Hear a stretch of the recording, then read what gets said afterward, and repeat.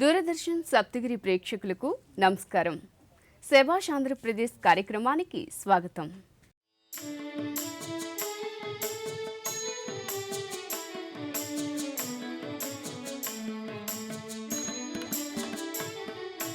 శుభాష సుధాశాల ప్రభాకళ వికాసాల శుభాహ్వాన గానమై తిలకించగ పిలిచే సుభాష సుధాశాల ప్రభాకళ వికాసాల శుభాహ్వాన గానమై తిలకించగ పిలిచే శభాషాంధ్రప్రదేశమై విహరణకై వెలిసే శభాషాంధ్రప్రదేశమై విహరణకై వెలిసే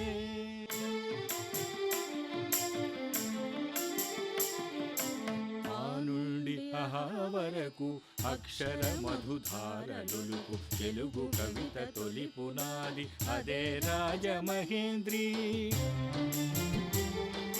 రెడ్డి దొరల విభవాలకు కృష్ణదేవరాయ సభకు అన్నమయ్య రామదాస త్యాగయ వాగేయాలకు గోదావరి కృష్ణ పెన్న తుంగభద్ర వంశధార ఇంద్రకీల దుర్గమ దర్గాల నేల గుణదల తిరుమల శ్రీగిరి అరకులోయ సింహాద్రి పైడి తల్లి అరసవల్లి ఉక్కు ఉప్పొంగు కడలి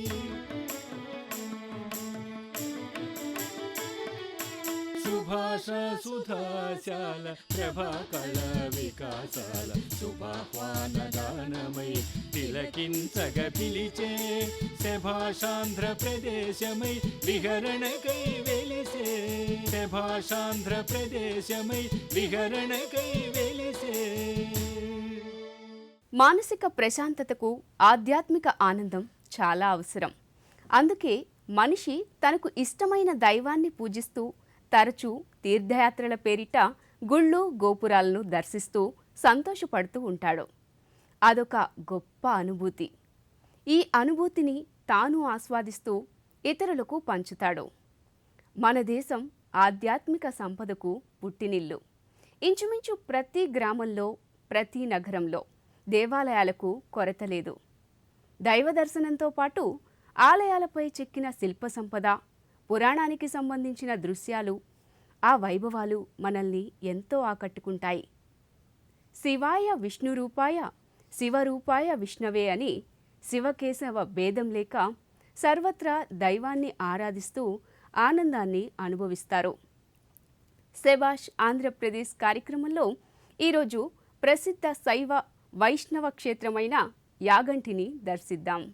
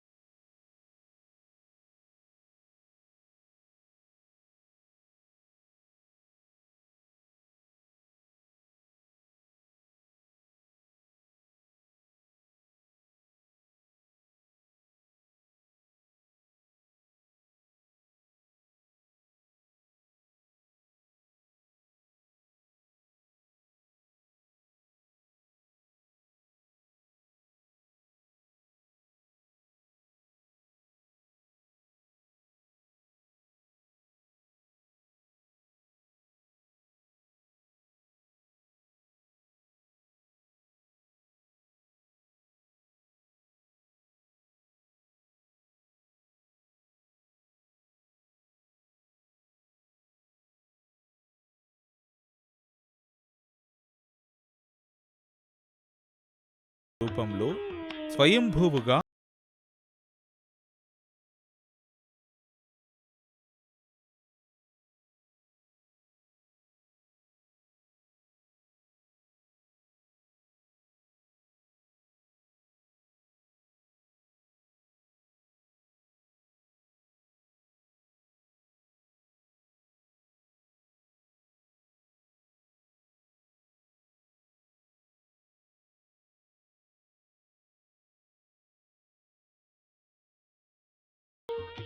ఈ యాగంటి క్షేత్రంలో ఈ కొండలకి 3 కొండలు జాయింట్గా బ్రహ్మ విష్ణు మహేశ్వర స్వరూపంలాగా 3 కొండలకు కూడా 3 గృహలు ఉన్నాయండి. ఈ ఫస్ట్ గృహలో ఒక ముక్కంటీశ్వర స్వామి శివలింగం ఉంటుందండి. అగస్త్య మహాముని ప్రతిష్ఠించిన లింగం. అందుకని ఈ గృహని ముక్కంటి గృహ అంటారు. అగస్త్య మహాముని ఇక్కడ తపస్సు చేసి యజ్ఞయాగాలు చేశారు కాబట్టి అగస్త్య గృహ కూడా అంటారండి.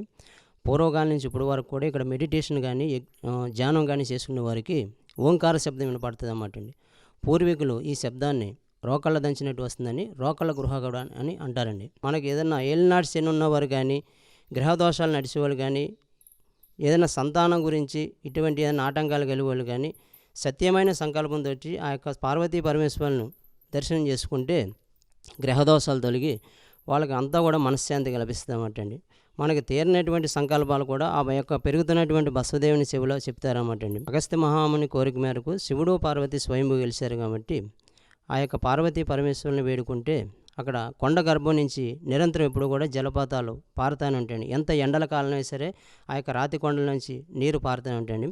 ఆ నీరు కొంత లెక్క వెళ్ళాక భూములు అదృశ్యమైపోయి కొంత ఇక్కడికి ఒక 2 కిలోమీటర్ల దూరంలో పార్వతీ అమ్మవారి మార్నీళ్ళ చెలుమని ఉందండి.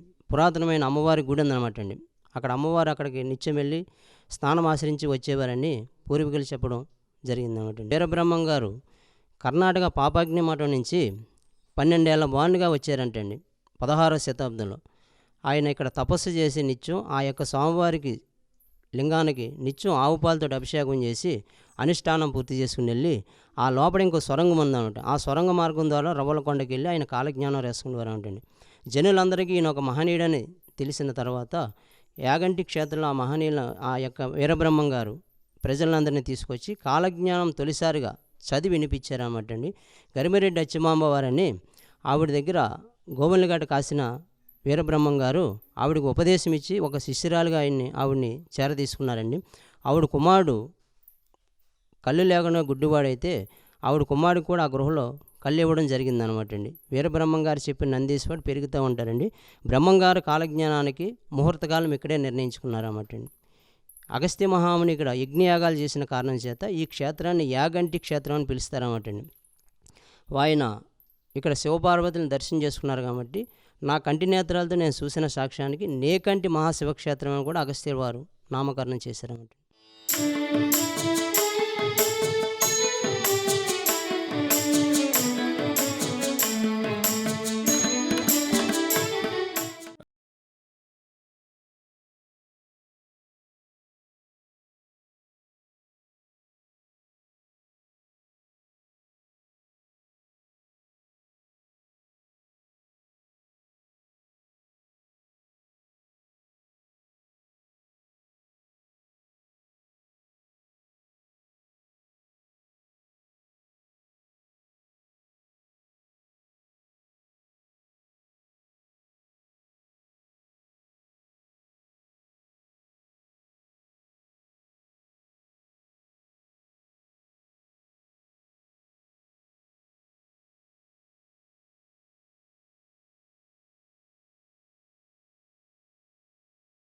అయినటువంటి విధంగా సతీ సమేతంగా స్వయంభూగా ఉమామహేశ్వర స్వామివారు ఒకే పాణిమట్టం పైన స్వయంభూగా వెలిస్తారండి. ఎక్కడైనా స్వామివారికి లింగాకృతిలో పూజలు ఉంటాయి, అమ్మవారికి సపరేట్గా ఆలయాలు ఉంటాయి. కానీ యాగంటి క్షేత్రంలో స్వామి అమ్మవారి ఇద్దరు కూడా ఒకటే విగ్రహంలో ఒకటే పాణిమట్టం పైన స్వయంభూగా వెలిసారండి. ఇక్కడ అగస్త్యుల వారు ఉత్తర భారతదేశ యాత్ర పూర్తి గావించి దక్షిణ దేశయాత్రకు వచ్చినప్పుడు ఇక్కడ ఒక వైష్ణవాలయం చేయాలి, విష్ణువుని పూజించాలనే ఉద్దేశంతో ఆలయ నిర్మాణం చేసిన తర్వాత స్వామివారి ప్రతిష్ఠ చేసేదానికి యజ్ఞ హోమాది క్రతం అంతా చేస్తూ ఉన్నారు. అటు సమయంలో ఆ యొక్క ప్రతిష్ఠ చేయదలుచుకున్నటువంటి విష్ణుమూర్తికి కుడివైపు పాదానికి బొటనవేలు గోరు శిథిలమైపోయింది. ఆగమశాస్త్ర రీత్యా హిందూ సాంప్రదాయం ప్రకారం శిథిలమైనటువంటి విగ్రహాలను పూజించారనమాట. ఆ విధంగా ఈ యొక్క విష్ణుమూర్తిని తీసుకెళ్లి మధ్యలో ఉన్నటువంటి గృహలో ఉంచి ఈ విధంగా ఎందుకు జరిగిందో తెలుసుకోవాలనే ఉద్దేశంతో అగస్త్యుల వారు ఆ యొక్క భోళాశంకరుడైనటువంటి శివపార్వతుల కోసమే తపస్సు చేశారట. ఆ యొక్క తపోశక్తికి మెచ్చి స్వామివారు అమ్మవారు ఇద్దరు ప్రత్యక్షమై మీకెవరం కావాలో కోరుకోండి అంటే స్వామి ఈ విధంగా ఆలయ నిర్మాణం చేశాము, ప్రతిష్టాకాలంలో అంతరాయం జరిగింది, కారణం ఏంటి అడిగారట. అప్పుడు వచ్చేసి ఆయన గంగాదేవి అంటే నీరు ఎల్లప్పుడూ ప్రవహిస్తూ ఉంది కాబట్టి తీర్థ ప్రాధాన్యత గల క్షేత్రం కాబట్టి ఇక్కడ వైష్ణవాలయం స్థానం లేదు, శివాలయానికి మాత్రమే స్థానం ఉంది అని చెప్పారట.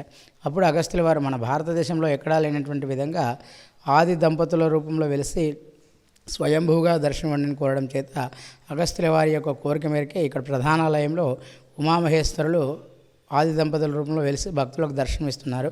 అలాగే ఇక్కడ బయట బసవయ్య వచ్చేసి పెద్ద పర్వతంగా ఉంటేనో శివపార్వతులు మేము స్వయంభూ కాబట్టి నందివాహనం కూడా స్వయంభూగా ఉండాలనే ఉద్దేశంతో ఒక చెయ్యి ఎత్తి ఆశీర్వదిస్తే ఆ యొక్క పెద్ద పర్వతం కూడా చిన్న రాతి బసవయ్యగా మారిపోయారట. అప్పటి నుంచి కూడా దినదిన ప్రవర్ధమానంగా పెరుగుతూ వస్తూ ఉన్నట్లుగా చెప్తారండి. శ్రీమద్ విరాట్ పోతులూరి వీరబ్రహ్మేంద్ర స్వాముల వారు కాలజ్ఞానంలో కలియుగాంతాన యాగంటి బసవయ్య అంతకంతకు పెరిగి రంక వేస్తారని చెప్పడం జరిగింది. ఆ విధంగా కూడా బసవయ్య పెరుగుతూ ఉన్నట్లుగా చెప్తారు. సైంటిఫికల్గా కూడా భూగర్భంలో నుంచి వచ్చినటువంటి రాతికి పెరిగే అవకాశం ఉంటుంది. ఆ విధంగా కూడా పెరుగుతూ వస్తూ ఉన్నట్లుగా చెప్తారండి. అలాగే క్షేత్రంలో ఎక్కడైనా శివాలయం అన్న తర్వాత నవగ్రహ ప్రతిష్ఠ ఉంటుంది, కానీ క్షేత్రంలో నవగ్రహ ప్రతిష్ఠ లేదు. ఎందుకంటే ఈ యొక్క అగస్త్యుల వారు స్వామివారి కోసమే తపస్సు చేసుకునే సమయంలో రాక్షసులు కాకుల రూపంలో వచ్చి ఆయన తపస్సుకు భంగం చేసినట్లుగా, అందువల్ల ఆయన ఈ యొక్క ఆలయ పరిధిలోకి కాకులు రాకూడదని చెప్పించినట్లుగా చెప్తారు. అందువల్ల ఈ క్షేత్ర పరిధిలోకి కాకులు రావని చెప్తారండి. శనివాహనమైనటువంటి కాకి ప్రవేశం లేదు కాబట్టి నవగ్రహాలు కూడా ఇక్కడ లేవని చెప్తారు. అందువల్ల ఇక్కడ స్వామివారి దర్శనం చేసుకునేటువంటి మాత్రంలోనే శని నవగ్రహ దోషాలన్నీ కూడా తొలగిపోతాయని చెప్తారండి. అలాగే క్షేత్రంలో మహాశివరాత్రి బ్రహ్మోత్సవాలు చాలా చక్కగా జరుగుతాయి. 5 రోజుల పాటు పాంచాహ్నిక బ్రహ్మోత్సవాలు జరుగుతాయి. శ్రావణ మాసము నుంచి వచ్చేసి కార్తీక మాసంలో కూడా చాలా వేలాది మందిగా భక్తులు దర్శనానికి వస్తారు.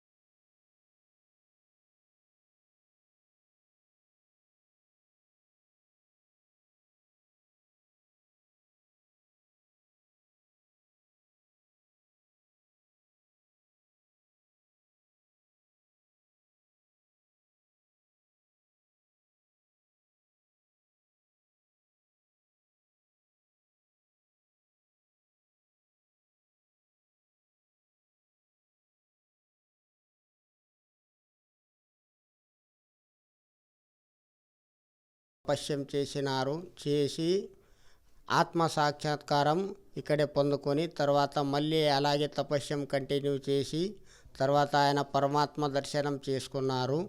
దాని తర్వాత ఆయన పరమాత్మ దర్శనం అయినాక ఇక్కడ కాలజ్ఞానం ప్రథమ భాగం రాసిన యాగంటిలో. దాని తర్వాత అచ్చమాంబ గారికి ఇక్కడ ఆత్మజ్ఞానం బోధించినారు. దాని తర్వాత ఒక సురంగ మార్గం ఉంటుంది, ఆ మార్గంతో రవలకొండ పోయి అక్కడ కాలజ్ఞానం కంప్లీట్ రాసినారు.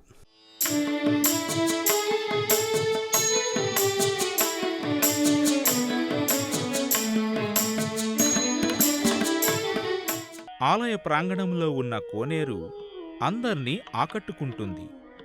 ప్రకృతి ఒడిలో పుట్టిన జలధార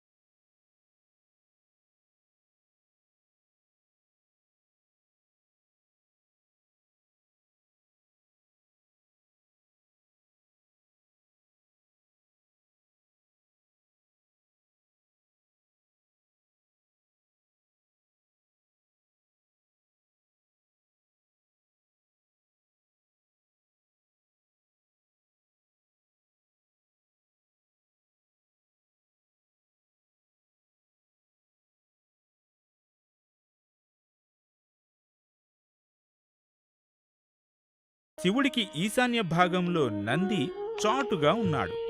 సంవత్సరానికోసారి దారంపోగు మందాన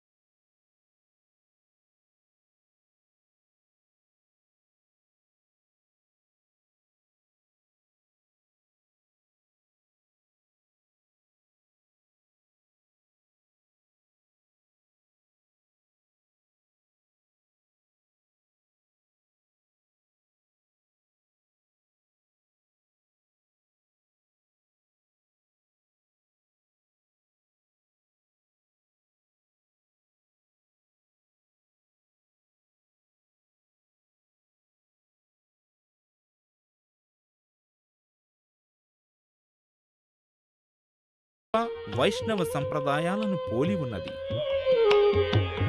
ప్రధాన ఆలయం చెంత శ్రీ వెంకటేశ్వర గుహలో అద్భుత రీతిలో శ్రీ వెంకటేశ్వర స్వామి కొలువై ఉండటం ఒక నిదర్శనం. నారాయణం నమస్కృత్యం నరం చైవ నరోత్తమం దేవీం సరస్వతిం వ్యాసాం తతో జయాముదీరయాత్. వ్యాసాయ వ్యాసరూపాయ విష్ణవే నమో వై బ్రహ్మనిదయే వాసిష్ఠాయ నమో నమః. ఆయన ఇక్కడ వెంకటేశ్వర స్వామి స్వామివారి ప్రథమ తిరుమల అంటారు. స్వామివారి యొక్క కుడికాలు బొటనవేలు కొద్దిగా భిన్నం కావడం అంటే కొంచెం ఇరిగిపోవడం అని అర్థం. ఆ ఇరిగిపోయిన గోరు బంగారు గోరుగా మార్పు చెంది తిరుమలలో చేరడం వల్ల ఈ స్వామివారికి ఉండే అష్టైశ్వర్యము మహత్తు వైభవం తగ్గిపోయి తిరుమలలో ఉండే స్వామివారికి అష్టైశ్వర్యము మహత్తు వైభవం చేకూరినట్లుగా పెద్దలు చెప్తారు. అయితే మనం అనుకుంటున్నట్లుగా యాగంటి మహాక్షేత్రం అనేది మొదటి నుంచి కూడా ఒక శైవ క్షేత్రం కాదు, ఇది వైష్ణవ క్షేత్రం అని చెప్తారు పెద్దలు. కారణం ఏమిటి అంటే ఈ యొక్క వెంకటేశ్వర స్వామి వారి కోసమే కింద ఉండే గర్భాలయాన్ని నిర్మించడం జరిగింది. స్వామివారి కుడికాలి బొటనవేలు భిన్నము కాకపోయి ఉండింటే ఇక్కడే తిరుమల అయి ఉండేది. అందుకే ఆనాటి నుంచి ఈనాటి వరకు కూడా పెద్దలు ఏమంటారంటే యాగంటి మొదటి తిరుమల, కడప రెండవ తిరుమల, తిరుమల మూడవ తిరుమల చాలా పవిత్రమైన పుణ్యస్థలం అంటారు. ఇక్కడ మొత్తం 3 గుహలు ఉన్నాయి. ఈ 3 గుహలు కూడా మానవులు తయారు చేసినవి కాదు. ఆనాడు ఋషులు ధ్యానము యోగం చేసుకోవడానికి పసుపు అక్షింతలు చల్లితే వాళ్ళ మంత్రశక్తి చేత ఈ 3 గుహలు ఏర్పడ్డట్టుగా పెద్దలు చెప్తున్నారు. ఈ 3 గుహల్లో కూడా వీరబ్రహ్మేంద్ర స్వాముల వారు తపస్సు చేసుకుని తన శిష్యురాలైన అచ్చమాంబ గారికి కాలజ్ఞానాన్ని బోధించిన మహాప్రదేశమే యాగంటి. అక్కడ లోపల కూడా నందీశ్వరుడు ఉన్నారు. ఆయన కూడా స్వయంభూ, ఆయన ఎవరు ఏర్పాటు చేయలేదు. అక్కడ ఆయన సంవత్సరానికి దారంపోగంత మందంలో పెరుగుతున్నట్లుగా పెద్దలు చెప్తారు. పెద్దలు చెప్పడమే కాదు, వీరబ్రహ్మేంద్ర స్వాముల వారు కూడా కాలజ్ఞానంలో రచించారు. యాగంటి బసవయ్య అంతకంతకు పెరిగి కలియుగాంతంలో రంకె వేస్తే ఈ లోకమంతమని చెప్పేసి. ఇక కాకి గ్రద్ద ఈ 2 పక్షులు ఈ క్షేత్ర పరిసర ప్రాంతాల్లో ఎక్కడా కూడా కనిపించవు. కారణం ఏమిటి అంటే పూర్వం ఈ మహాక్షేత్రంలో యజ్ఞాలు జరిగేటప్పుడు ఆ 2 పక్షులు మాంసాహారమును తీసుకొని వచ్చి యజ్ఞ హోమాదుల్లో పడవేస్తుంటే ఋషులు శాపం పెట్టారు. సూర్యచంద్రాదులున్నంత వరకు ఇక్కడికి కాకి కానీ గ్రద్ద కానీ రాకూడదని చెప్పేసి. ఆనాడు పెట్టిన శాపం మూలంగా ఈనాటి వరకు కూడా ఆ 2 పక్షులు మనకు కనిపించవనైనా యజ్ఞయాగాదులు ఎక్కువగా జరగడం వలనే ఈ క్షేత్రానికి యా అనే అక్షరం మీదుగా యాగంటి అనే పేరు వచ్చింది. యాగంటి అంటే యజ్ఞము అని అర్థం. ఓం నమో వెంకటేశాయ నమః.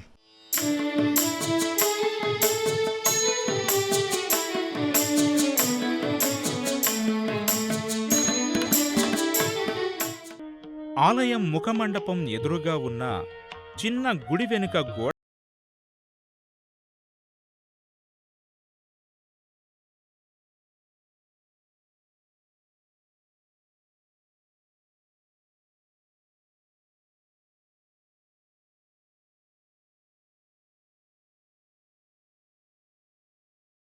ఇలాంటి క్షేత్ర దర్శనం భక్తులకు హృదయానందాన్ని కలిగిస్తే, మరొక పక్క విద్యార్థులకు, యాత్రికులకు, పరిశోధకులకు అలనాటి చారిత్రక అంశాలు, కళారీతుల వైభవం, శిల్ప సంపద ఆనందాన్ని, మెదడుకు మేతను కలిగిస్తాయి.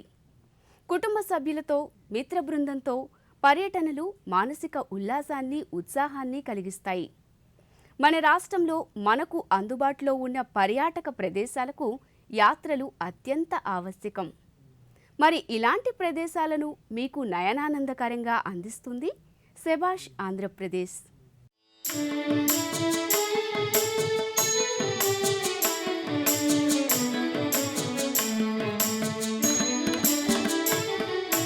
సుభాష సుధాశాల ప్రభాకళ వికాసాల శుభాహ్వాన గానమై తిలకించగ పిలిచే శభాషాంధ్రప్రదేశమై విహరణకై వెలిసే శభాషాంధ్రప్రదేశమై విహరణకై వెలిసే